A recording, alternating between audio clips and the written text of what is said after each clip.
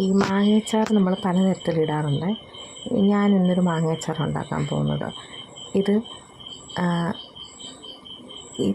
ഒരു റെസിപ്പിയായിട്ട് സത്യത്തിൽ ഞാനെവിടെയും കണ്ടിട്ടില്ല.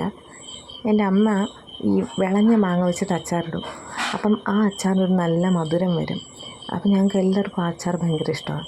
അപ്പം അമ്മ പറഞ്ഞു തന്നതാണ് ഇങ്ങനെ പച്ച മാങ്ങ കിട്ടിയാൽ നമുക്ക് ഈ മധുരമുള്ള അച്ചാർ കഴിക്കാം, അതിന് വേണ്ടിയിട്ടൊരു ഇൻഗ്രീഡിയൻറ്റ് എക്സ്ട്രാ ചേർത്താൽ മതി എന്നുള്ളത്. അപ്പോൾ ഇതിനകത്ത് നോർമലി നമ്മൾ അച്ചാറിടുമ്പം ചേർക്കുന്നത് പോലെ ഉപ്പ്, മഞ്ഞൾപ്പൊടി, മുളക് പൊടി, ഉലുവാപ്പൊടി ഇതെല്ലാം കൂടി ചേർത്ത് മിക്സ് ചെയ്തിട്ട് സാധാരണ പോലെ ബാക്കി പ്രൊസീജിയേഴ്സ് എല്ലാം സാധാരണ പോലെ എണ്ണ ഒഴിക്കുന്നു, കടുക് പൊട്ടിക്കുന്നു, അതിലേക്ക് നമ്മൾ ഈ മിക്സ് ചെയ്ത് വെച്ചിരിക്കുന്ന ഈ മാങ്ങാ കഷ്ണങ്ങൾ ഇട്ട് കുറച്ച് സമയം ഇളക്കുന്നു. കുറച്ച് സമയം ഇളക്കിയിട്ട് ചിലവരൊക്കെ ഇതിനകത്ത് വെള്ളം ഒഴിക്കാറുണ്ട്. നമ്മൾ വെള്ളമൊന്നും ഒഴിക്കുന്നില്ല. ആ എണ്ണയിൽ തന്നെ അതൊന്നും അങ്ങനെ ഇളക്കും. എന്നിട്ട് കുറച്ച് സമയം ഇതൊന്ന് മൂടി വയ്ക്കുമ്പം ആ ഒരു ആവിയിൽ ഈ മാങ്ങ കഷ്ണങ്ങളൊക്കെ ഒന്ന് വെന്ത് കിട്ടും.